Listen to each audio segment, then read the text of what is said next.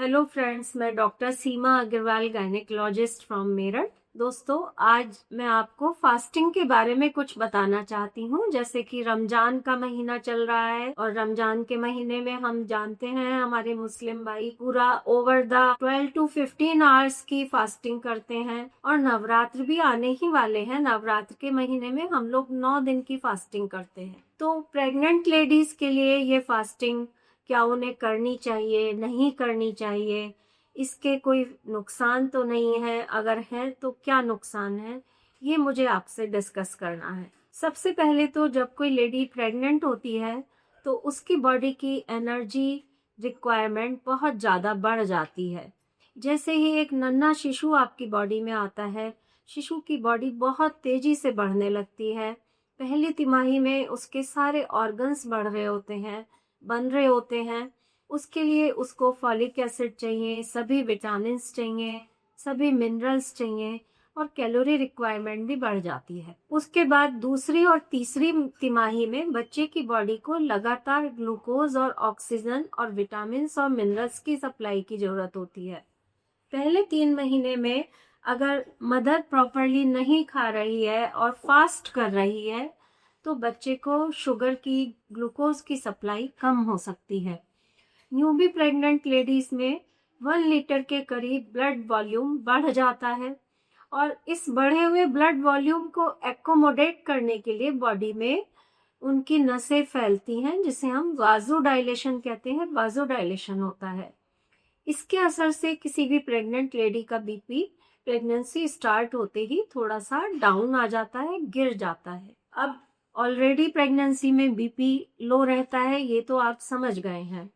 जब कोई lady fasting कर रही है तो फिर उसकी एनर्जी रिक्वायरमेंट पूरी नहीं हो रही है, और अगर उन्होंने निर्जल व्रत किया है या रमजान रखा है तो फिर उन्हें पानी भी नहीं मिल रहा है। तो इसके कारण उनको हाइपोग्लाइसीमिया हो सकता है, डिहाइड्रेशन हो सकता है। अब हाइपोग्लाइसीमिया और डिहाइड्रेशन होने से यूं भी प्रेगनेंसी में लोगों को गैस ज़्यादा बनती है, उन्हें मॉर्निंग सिकनेस रहती है, थोड़ा चक्कर आता रहता है। कुछ केसेस में पेशेंट को एडमिट करके ड्रिप भी लगानी पड़ सकती है। अब इस फास्टिंग का आपके बढ़ते हुए शिशु पे क्या असर होता है? पहली तिमाही में देखा जाए तो अगर एनर्जी रिक्वायरमेंट बच्चे की पूरी नहीं हो रही है तो पहली तिमाही में ही बच्चे की ग्रोथ पर असर पड़ सकता है, ग्रोथ कम हो सकती है। दूसरी और तीसरी तिमाही में अगर उस बच्चे को उसका ग्लूकोज रिक्वायरमेंट कम मिल रहा है, वाटर कम मिल रहा है, तो इस बच्चे को लो बर्थ वेट की समस्या हो सकती है।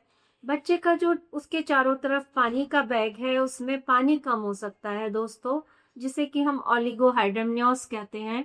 उसके कारण बेबी के मूवमेंट्स कम हो जाते हैं और वक्त से पहले डिलीवरी होने की समस्या भी इन लोगों में बहुत ज़्यादा देखी गई है। तो अब हम किस नतीजे पे पहुंचते हैं? नतीजा ये है कि प्रेग्नेंट लेडीज को हम कहते हैं कि उन्हें हर 3 या 4 घंटे में कुछ हेल्दी फूड खाना चाहिए, जूसेस खाना लेना चाहिए, स्मूदीज लेना चाहिए, मैंगो शेक लेना चाहिए, बनाना शेक लेना चाहिए।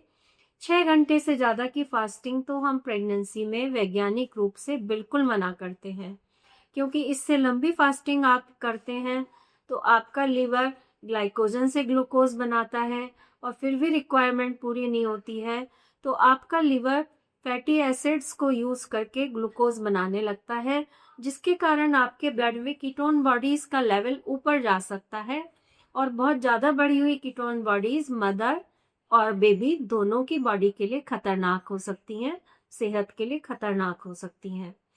तो मेरी राय आपको यही है कि यदि आप व्रत रख रहे हैं तो कृपया हर 2-3 घंटे में अपने कुछ हेल्दी जूसेस हैं, फ्रूट्स हैं, सैलड्स हैं, ये लेते रहिए, अपना एनर्जी लेवल बढ़ाए रखिए।